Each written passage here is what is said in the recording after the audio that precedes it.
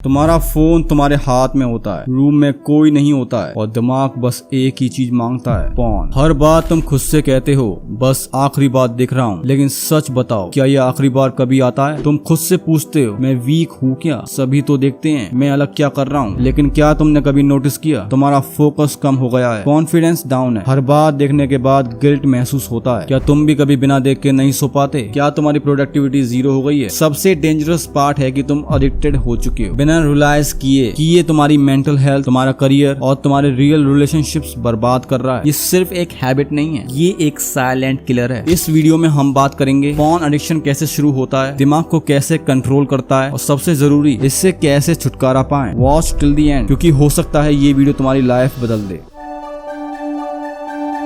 Porn addiction theory के हिसाब से तब होती है जब कोई व्यक्ति चाहकर भी पॉर्न देखना बंद नहीं कर पाता, चाहे वो खुद को रोकना चाहे फिर भी उसकी कंट्रोल पावर वीक हो जाती है। ये ऑब्सेशन इतना इंटेंस हो सकता है कि उसका डायरेक्ट इम्पैक्ट होता है इंसान के काम, रिलेशनशिप्स और डेली लाइफ के दूसरे इंपॉर्टेंट एरियाज पर। आज के टाइम में जब इंटरनेट पोर्नोग्राफी इतनी इजिली अवेलेबल है तो ये प्रॉब्लम समझना और भी इजी हो जाता है। फॉर एग्जाम्पल सिर्फ 2023 में ही एक पॉपुलर वेबसाइट पोर्नहब ने रिपोर्ट किया था कि उनकी साइट पर हर दिन 100 मिलियन से ज्यादा विजिट्स होते हैं। सो यू कैन इमेजिन कितना एक्सेसिबल और कॉमन हो गया है ये कंटेंट, और इसी वजह से एडिक्शन का रिस्क भी बढ़ गया है।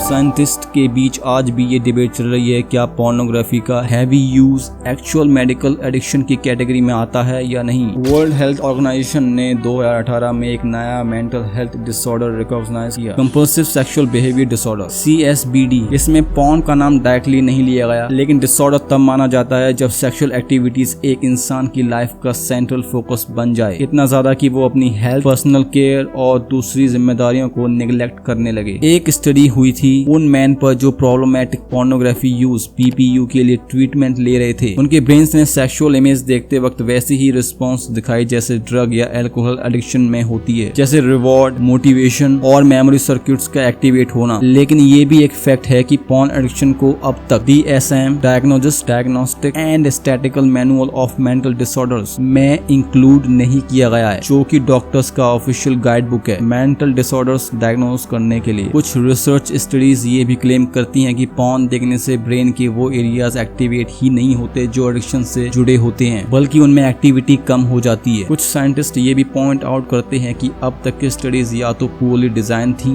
या फिर उनमें क्लियर डेफिनेशन ही मिसिंग थी। पॉर्न एडिक्शन को एग्जैक्टली कैसे डिफाइन किया जाए। और एक और चैलेंज ये है काफी यूजर्स इस हैबिट को प्रॉब्लम मानते ही नहीं, इसलिए उनका स्केल या इम्पैक्ट एक्यूरेटली मेजर करना मुश्किल हो जाता है। Even the American association of sexuality educators, counsellors, therapist का कहना है कि अभी तक कोई सॉलिड प्रूफ नहीं मिला है जो ये कंफर्म करे कि सेक्स एडिक्शन या porn addiction real psychological disorders हैं। उनका ये भी कहना है कि कंसेंसुअल सेक्सुअल बिहेवियर को जल्दबाजी में डिसऑर्डर डिक्लेयर करना सही नहीं होगा। पॉर्न एडिक्शन साइंस, चाहे साइंस इस बात पे अग्री करे या ना करे कि पॉर्न एडिक्शन एक मेडिकल कंडीशन है या नहीं, लेकिन एक बात तो क्लियर है, जो लोग पोर्नोग्राफी का रेगुलर यूज करते हैं उन्हें अक्सर इंटेंस अर्जेस या सेक्सुअल क्रेविंग्स होती हैं। बहुत बार ऐसा होता है कि जब वो एंग्शियस फील करते हैं तो वो पॉर्न देखने लगते हैं, एक तरह का एस्केप बन जाता है। लेकिन इसका इम्पैक्ट सिर्फ मेंटल स्टेट तक सीमित नहीं है, कई यूजर्स वर्क प्लेस और घर दोनों जगह स्ट्रगल करने लगते हैं। कुछ एक्सपर्ट्स का मानना है कि एक्सेसिव पॉर्न यूज और रिलेशनशिप डिससैटिस्फैक्शन के बीच एक लिंक हो सकता है। अब सवाल ये उठता है कितना पॉर्न देखना ज्यादा होता है। इसका कोई एग्जैक्ट नंबर या फिक्स डेफिनेशन नहीं है, लेकिन मोस्ट एक्सपर्ट्स एग्री करते हैं कि अगर आपका पॉर्न देखना आपकी डेली लाइफ में इंटरफेयर करने लगे तो वो डेफिनेटली एक रेड फ्लैग है। कुछ कॉमन वार्निंग साइंस ये हो सकते हैं, पॉर्न आपकी लाइफ का सेंट्रल फोकस बन जाता है, आप उन चीजों को इग्नोर करने लगते हैं जो पहले आपको जेन्युइनली खुशी देती थी, पर्सनल केयर नेग्लेक्टेड हो जाता है, आपका इंटरेस्ट दूसरी एक्टिविटीज में कम हो जाता है, आप सोशल इंटरेक्शन से दूर रहने लगते हैं, रिलेशनशिप्स पर असर पड़ता है, इमोशनल या रोमांटिक रिस्पॉन्सिबिलिटीज छूट जाती हैं, आपका वर्क या स्कूल परफॉर्मेंस नेगेटिवली अफेक्ट होने लगता है, आप इनअप्रोप्रिएट जगहों जैसे ऑफिस या क्लासरूम में भी पॉर्न देखते हो, आपका खुद का सेक्स लाइफ अनसेटिस्फाइंग लगने लगता है, आपको ज्यादा देखने का क्रेविंग होता है, आप चाह के भी रोक नहीं पाते। Even when you want to quit, आपको वो कंटेंट पहले जैसा एंजॉयबल नहीं लगता, फिर भी आप देखते हो। और सबसे बड़ी बात, अगर ये सब पैटर्न 6 महीने या उससे ज्यादा टाइम से चल रहा है तो it's a sign that help may be needed.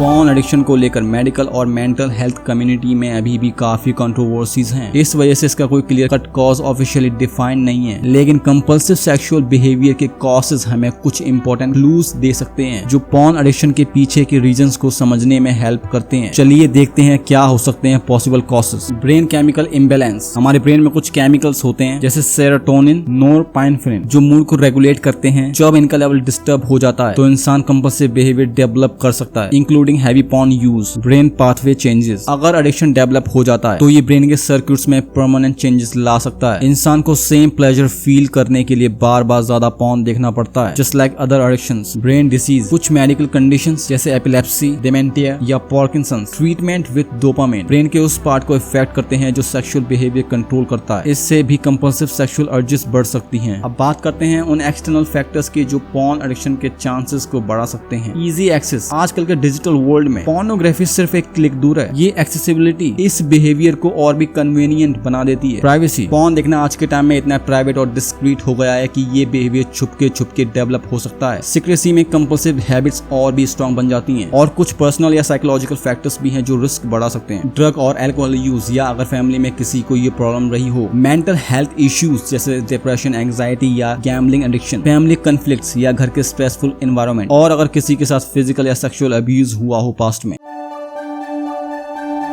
अगर किसी इंसान को पॉर्न एडिक्शन है और वो टाइमली हेल्प नहीं लेता तो इसका इम्पैक्ट सिर्फ उनकी पर्सनल लाइफ तक लिमिटेड नहीं रहता, ये उनके मेंटल, इमोशनल और सोशल वेलबींग को भी सेवरली अफेक्ट कर सकता है। चलिए समझते हैं अगर हेल्प ना ली जाए तो क्या क्या प्रॉब्लम्स हो सकती हैं। Guilt, shame and low self esteem. लोग अक्सर खुद को ब्लेम करते हैं, उन्हें शेम या गिल्ट फील होता है और धीरे धीरे उनकी सेल्फ वर्थ को डैमेज करता है। Mental health issues, depression, anxiety और इवन सुसाइडल थॉट्स, ये सब कॉमन मेंटल हेल्थ चैलेंजेस हैं जो अनट्रीट पॉर्न एडिक्शन के साथ डेवलप हो सकते हैं। पार्टनर को नेग्लेक्ट करना। जब कोई इंसान इमोशनली या फिजिकली अपने पार्टनर से डिस्कनेक्ट हो जाता है तो उसकी वजह से रिलेशनशिप स्ट्रेन होने लगता है, ट्रस्ट ब्रेक हो जाता है। रिलेशनशिप्स डैमेज होना सिर्फ रोमांटिक नहीं, आपके दोस्तों, फैमिली और कलीग्स के साथ भी कनेक्शन टूट सकता है। लोग आपको अवॉइड करने लगते हैं। पॉर्न एडिक्शन का सबसे बड़ा इम्पैक्ट होता है आपके फोकस और प्रोडक्टिविटी पर। काम में मन नहीं लगता, डेडलाइंस मिस होती हैं, जॉब लॉस। कई लोग specially remote workers office hours में भी पॉर्न देखना शुरू कर देते हैं जो उनकी जॉब को रिस्क में डाल देता है। जब इंसान पेड पॉर्न कंटेंट या सब्सक्रिप्शंस पे ज्यादा पैसा खर्च करता है तो कभी कभी वो डेब्ट में भी चला जाता है। कई केसेस में लोग पॉर्न की गिल्ट को सप्रेस करने के लिए अल्कोहल या ड्रग की तरफ भी चले जाते हैं जो सिचुएशन को और भी वर्स बना देते हैं। जब पॉर्न देखने की आदत आपकी लाइफ में रियल प्रॉब्लम्स क्रिएट करने लगे तो समझ जाइए हेल्प अवेलेबल है। आप अकेले नहीं हो, बहुत लोगों ने इस स्ट्रगल को फेस किया है और सक्सेसफुल रिकवरी भी पॉसिबल है। Porn addiction therapy. सबसे इफेक्टिव ट्रीटमेंट है साइकोथेरेपी यानी